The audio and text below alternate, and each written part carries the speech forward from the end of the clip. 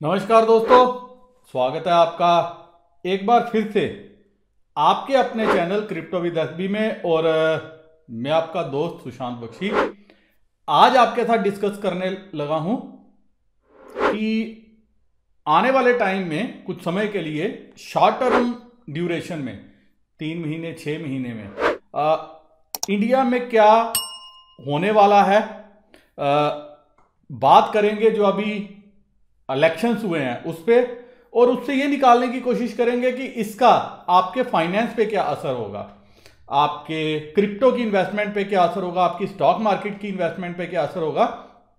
तो वीडियो काफी इंटरेस्टिंग और महत्वपूर्ण है, और आपको भी कुछ स्पेशल समझ में आया तो जरूर कमेंट सेक्शन में लिख के बताइएगा। अब जो स्क्रीन पे आप नंबर देख रहे हैं ये व्हाट्सएप नंबर है, इस नंबर को आप अपने मोबाइल में सेव कर लीजिए और मेरे साथ आप व्हाट्सएप के माध्यम से भी इस नंबर से जुड़ सकते हैं। अब दोस्तों, एक बात मैंने पीछे आपसे डिस्कस करी थी कि 5 राज्यों का जो चुनाव हुआ है उसके नतीजे क्या आए और जीता कौन। जी हां, जीता कौन। काफी मेरे दोस्तों ने कहा भाजपा जीती है, बट दोस्तों इसको आपने ब्रॉडर विजन में, ब्रॉडर टर्म में अगर देखोगे, मुझे ये भाजपा की जीत से बड़ी आम आदमी पार्टी की जीत लग रही है। आप उसको नकार नहीं सकते, और यही चीज अब आने वाले समय पे आपके इन्वेस्टमेंट पे असर कर सकती है, क्योंकि जो बड़े प्लेयर्स हैं जिन्होंने इंडिया में इन्वेस्टमेंट करनी है उन्होंने इस चीज को काफी सीरियसली लेना है। जिस तरह से आम आदमी पार्टी की पंजाब में सीटें बढ़ी हैं, गोवा में 2 सीटें निकली हैं, आज तक यह समझा जा रहा था कि भाजपा का कोई भी तोड़ नहीं है, लेकिन आप देखिए, अगर आप देखेंगे तो गोवा में भाजपा को 7 सीटों की बढ़त मिली है। जी हां, कांग्रेस का नुकसान हुआ, भाजपा को बढ़त मिली। मणिपुर में भाजपा को 11 सीटों की बढ़त मिली और कांग्रेस का नुकसान हुआ। बिल्कुल बढ़िया। पंजाब में पंजाब का इंपॉर्टेंट क्या है, भाजपा को 1 सीट का नुकसान हुआ, 12 सीट का अकाली दल को, 59 सीट्स का कांग्रेस को, और 72 सीट्स को जो है वो गेन वो आम आदमी पार्टी को मिला। और इंटरेस्टिंग, दिल्ली के बाद, मतलब दिल्ली में सेकंड टर्म में जब यह समझा जा रहा था कि भाजपा जो है वो चुनाव जीत सकती है, जब पिछला दिल्ली का चुनाव हुआ था तब आम आदमी पार्टी ने ही मेजॉरिटी बनाई थी। और आज की डेट में, जी हां, आज की डेट में जो आम आदमी पार्टी ने 92 सीट्स जो है वो जीत के पंजाब में सरकार बनाई है, ये नेशनल जो इलेक्शंस होंगे 2024 के उसको इन्फ्लुएंस करेगा। क्यों? क्योंकि कल तक यह समझा जा रहा था कि भाजपा का विकल्प कोई नहीं है, कांग्रेस कहीं है नहीं है और भाजपा का विकल्प कोई नहीं है। तो लोग ये पूछते थे, चलो बताओ, वोट भाजपा को नहीं डालते, उनकी नीतियों से हम खुश नहीं हैं, किसको डालें? आम आदमी पार्टी आ गई। और क्यों आ गई वो भी डिस्कस करेंगे आगे। उत्तराखंड में, उत्तर प्रदेश में क्या हुआ, 57 सीट्स का जो नुकसान हुआ वो भाजपा को हुआ। भाजपा की सीटें कम हुई हैं उत्तर प्रदेश में, दोबारा सरकार बना ली। कुछ समीकरण ऐसे बने, जैसे मायावती को बोला गया कि मायावती ने उस एंथुजियाज्म से इलेक्शन नहीं लड़ी जिससे वो लड़ती थी, और वो सारे का सारा फायदा कहीं ना कहीं जो है बीजेपी को मिला। लेकिन यहां पे भी अगर आप देखोगे, जो आप इग्नोर नहीं कर सकते, समाजवादी पार्टी ने अगर 111 सीटें ली हैं, 64 सीटों का उनको जो है बढ़त मिली है, 64 सीट्स की। इसीलिए 2024 के जो इलेक्शंस हैं इनका समीकरण किसी और टाइप से बनेगा। आप भाजपा बोलेगी हमारी जैसी पार्टी कोई नहीं है, लेकिन ये 2 पार्टियां, जब ये समाजवादी पार्टी का आपने देखा, आपने आम आदमी पार्टी का देखा, और गुजरात वाले के चुनाव में भी आम आदमी पार्टी को आप देखोगे, कहीं ना कहीं वो वहां पे भी अब और जोश के साथ जो है वो इलेक्शन लड़ने पे उतारू होगी। क्योंकि अब उन्होंने कहा है हम हिमाचल में भी लेंगे और अब हम विस्तार करेंगे, चाहे 2-2 4-4 सीटें ही लेके होंगी। लेकिन ये सीटें कहां से कम होंगी? ये कहीं ना कहीं या कांग्रेस की कम होंगी या भाजपा की कम होंगी, और इससे भाजपा को भी जो है अभी से डर के रहना चाहिए। उत्तराखंड में हालांकि भाजपा ने सरकार बना ली, लेकिन यहां पे भी 10 सीटों का नुकसान किसको हुआ? भाजपा को ही हुआ। जी हां, 10 सीटों का नुकसान हुआ, जिसमें से 8 सीटें कांग्रेस जो है लेकिन यहां पे ये समझने वाली बात है, कांग्रेस का विकल्प भाजपा। जी हां, दूसरा टेन्योर लोगों ने भाजपा को दे दिया। एक वर्ग जो है नाराज भी है, एक वर्ग खुश भी है। नाराज वर्ग क्या है, अभी आप देखो कि जैसे ईपीएफओ, अभी परसों ही शायद ये बताया गया कि जो वो ब्याज दर थी 40 सालों में, जी हां 40 सालों में सबसे कम जो है 8.1% जो है ब्याज दर जो है वो निर्धारित की गई, जो ईपीएफओ के जो अकाउंट होल्डर हैं उनके लिए। तरक ये दिया गया, मैं एक बयान देख रहा था जो कंसर्न मिनिस्टर हैं उनका, वो बता रहे थे कि आपको एफडी पे इंटरेस्ट मिलता है 6%, 5%, 5.5%, हम अभी भी 8.1% दे रहे हैं। इंपॉर्टेंट ये नहीं है वो कितना दे रहे हैं, इंपॉर्टेंट ये है कि जहां जहां से कटौती हो रही है, ये सरकार कोशिश कर रही है कि कटौती करे ताकि जो इनका फिस्कल डेफिसिट है उसको ये आंकड़े को पार कर सके या उसको कंट्रोल में रख सके। पार नहीं कर सके, उसको कंट्रोल में रख सके। और फिस्कल डेफिसिट इस साल का भी उन्होंने बढ़ा के बताया। दूसरा मैंने डिस्कस किया था कि जो बजट पेश किया गया उसमें सबसे हैरान जो मैंने कंपोनेंट देखा था, 10-1 लाख करोड़ रुपया, 9 लाख कुछ करोड़ रुपया था जो इंटरेस्ट आउटगो था हमारे बजट में से। मतलब आप समझ सकते हो ये एक बहुत बड़ा फैक्टर है। इन सारी चीजों के ऊपर जो है नजर है, किन की नजर है? बड़े प्लेयर्स की, उन प्लेयर्स की नजर है जो आपकी मार्केट में इन्वेस्टमेंट करते हैं। यही रीजन है पिछले 4 महीनों में आहिस्ता आहिस्ता आहिस्ता मार्केट वही की वही है। जब 15,000 14,000 हुई, ऊपर आई, मैंने बोला 15,000 भी जो 14,000 देखना मुश्किल होगा। 15,000 क्रॉस की, मैंने कहा 15,000 देखना मुश्किल होगा। और अब जो ऑल टाइम हाई की बातें चल रहे हैं दोस्तों, मैं कन्विंस नहीं हूं कि जल्दी हमें ऑल टाइम हाई देखने को मिलेगा। कब तक नहीं देखने को मिलेगा, अब इंपॉर्टेंट वो है। तब तक देखने को नहीं मिल सकता जब तक यूएस में ब्याज दरें बढ़ने का सिलसिला शुरू ना हो। और वो कब से शुरू होगा? शायद 2-3 दिनों में।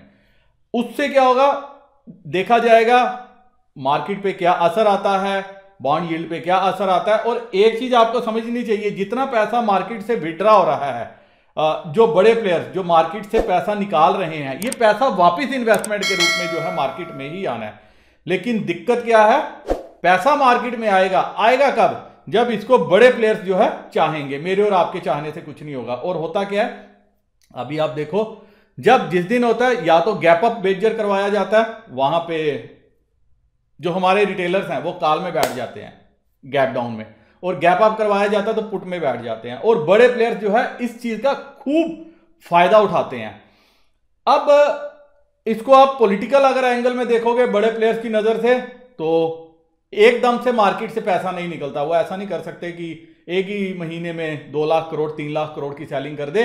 तो वो क्या कर रहे हैं, कंटिन्यू सेलिंग कर रहे हैं और मार्केट से पैसा विड्रॉ कर रहे हैं। अब पैसा इन्वेस्ट कब करेंगे? वो किसी भी फील्ड में अगर उन्होंने करना है तो दोस्तों पैसा तब इन्वेस्ट करेंगे जब ये रशिया और यूक्रेन, खाली अब युद्ध बंद नहीं होगा, इसके आफ्टर इफेक्ट्स क्या हैं वो जब सामने आएंगे। और आफ्टर इफेक्ट कोई ऐसा नहीं है कि कोई जल्दी से वाइप आउट हो जाए। आप सभी टीवी चैनलों पे देखते होंगे, एक ही बात आपको बताई जाती है कि रशिया यूक्रेन का युद्ध होगा, सब ठीक हो जाएगा। तो ठीक कहां से होगा? आपका ऑयल जल्दी से कूल ऑफ नहीं होगा।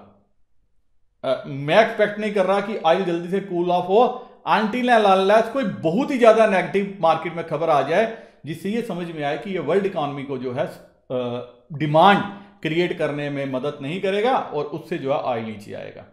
लेकिन अगर जिस हिसाब से रशिया पे सैंक्शंस लगे हैं, ऑयल और गैस अभी तक अछूता रहा है, लेकिन अगर आने वाले समय में यूएस ने इस पर भी कुछ किया या 100% सैंक्शन कड़ाई से लागू करने की कोशिश की, वो इस सेक्टर पे जो है असर डाल सकता है।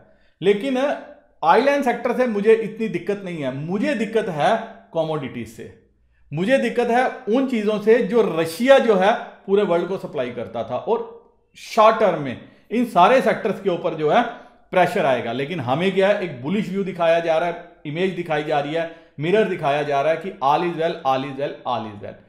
आपको क्या करना है, आपको अभी फौरन किसी भी सेक्टर में एक लॉन्ग टर्म विजन नहीं लेना, ये इंपॉर्टेंट है।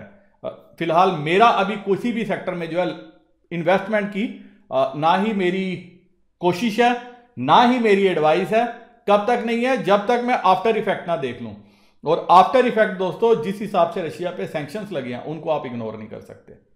जी हां, और ऐसा नहीं है कि वो सैंक्शंस जल्दी से हट जाएंगे। ईरान पे सैंक्शन लगे थे, लेकिन वो क्या था? छोटा सा मुल्क था। रशिया बिगर इकॉनमी है, थर्ड लार्जेस्ट प्रोड्यूसर है ऑयल का, सप्लायर है।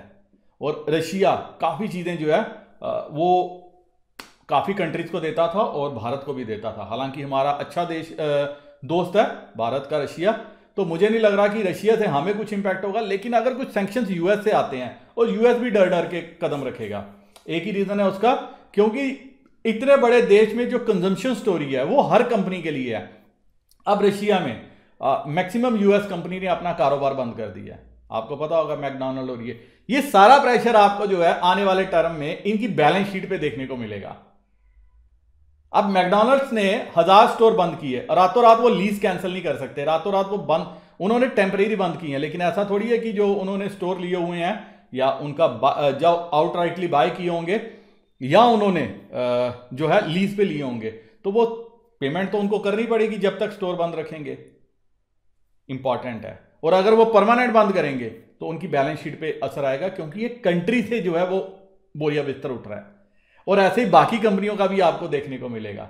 तो ये सारी चीजें अगर आप देखोगे, रशिया पे सैंक्शंस देखोगे, और रशिया पे जो सैंक्शन लगे हैं वो जल्दी से सैंक्शन हटने वाले नहीं है। ऐसा नहीं है कि कल को जो है यूएस इसको जो है दोबारा से रिवर्स कर दे। इसीलिए जो लोग कोविड का चिल्ला रहे हैं कि देखो कोविड की जब नेगेटिविटी आई, रोज केस बढ़ रहे थे, मार्केट बढ़ रही थी, यहां नेगेटिव है।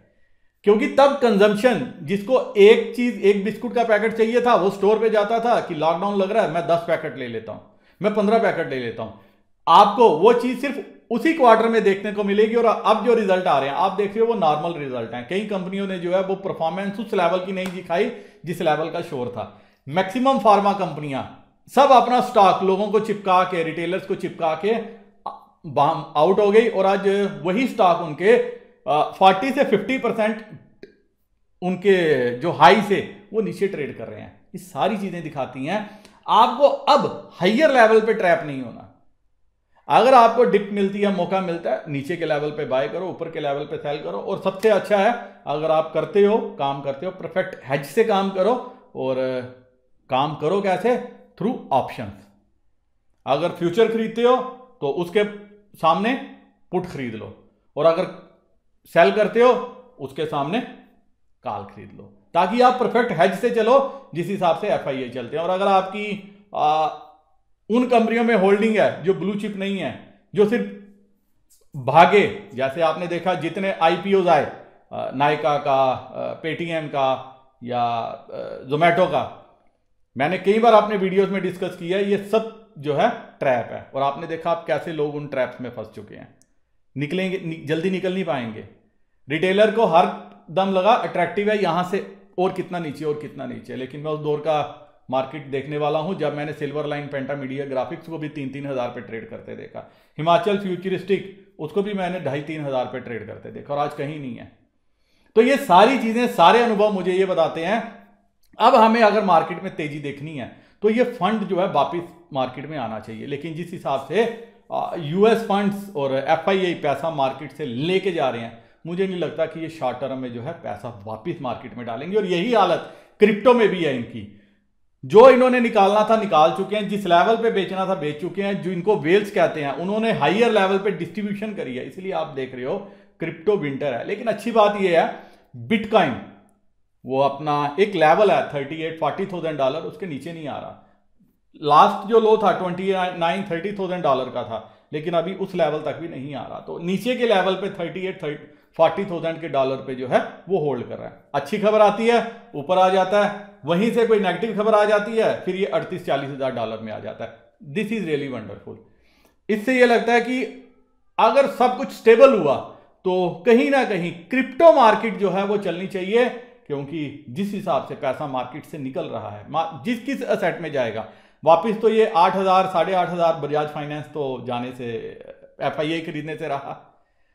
जो अभी आप देख रहे हो 6,62,65,65 के लगभग है।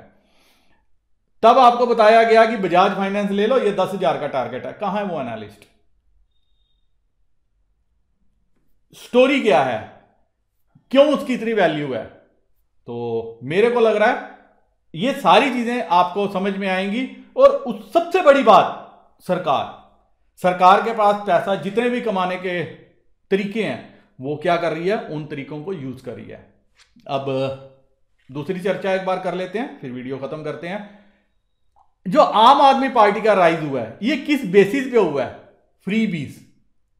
जो बीजेपी की सत्ता वापसी है, अगर आपने इलेक्शन स्पीचें देखी होंगी, सब कुछ देखा होगा, तो क्या था? गरीब कल्याण, गरीब कल्याण, गरीब कल्याण। इन सारी चीज, सारे फैक्टर में क्या चीज मिसिंग है?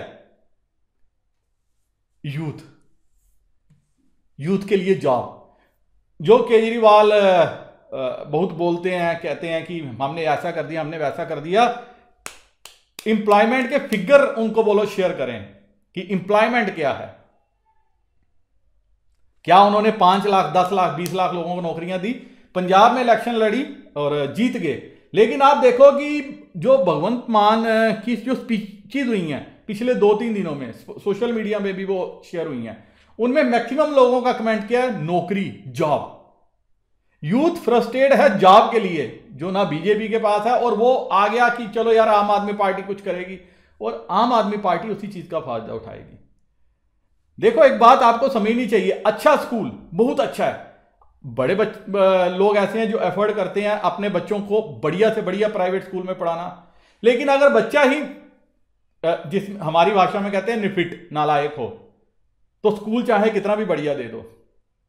और अगर बच्चा लायक हो तो स्कूल चाहे कैसा भी हो। आपने देखा बिहार में मैक्सिमम आईएएस अफसर वहीं से बनते हैं, तो वहां पे तो दिल्ली लेवल के स्कूल नहीं है। ये सारी चीजें, सारे पैरामीटर एक ही चीज की ओर ध्यान इशारा करते हैं कि हर सरकार गरीबों की एक्सप्लॉइटेशन में लगी है, हर नेता गरीबों की एक्सप्लॉइटेशन में लगा है। गरीब गरीब गरीब गरीब, गांव गरीब, गांव गरीब, बस इसी चीज पे ध्यान दिया जा रहा है। इससे ऊपर बढ़ के यूथ के लिए मुझे अभी तक कोई प्रोग्राम नजर नहीं आ रहा, सिवाय जो पिछली सरकार ने की थी कुछ बातें, उस पर भी डिस्कस करेंगे। अगर आप इन सारी चीजों को इकट्ठा करो, कलेक्ट करो, हर चीज करो, सरकारें वापस आ जाएंगी, लेकिन बोझ आप पे पड़ेगा। जैसे बजट में मध्यम वर्ग को अभी भी कुछ नहीं मिला, कोई टैक्स रियायत नहीं, कोई कुछ नहीं। ये सारी चीजें ये दर्शाती हैं, ये बताती हैं कि शायद आने वाले समय के लिए, शॉर्ट टर्म के लिए, और शॉर्ट टर्म विजन क्या है, 2024 में इलेक्शंस हैं, उससे पहले अभी जिस हिसाब से माहौल बन रहा है, जिस हिसाब से ग्रोथ को प्रोजेक्ट किया जा रहा है, बड़े प्लेयर्स को लगेगा कि शायद आने वाले टाइम में इंडिया में जो ग्रोथ पिछली सरकार के दौरान थी, हम 9.5-10% तक थे, वो ग्रोथ जल्दी देखने को नहीं मिलेगी। आंकड़ों का खेल है, मैं और आप उन आंकड़ों के खेल में फंस सकते हैं, लेकिन जो लाखों लाख करोड़ रुपए इन्वेस्ट करते हैं वो नहीं फंस सकते। This is the only reason.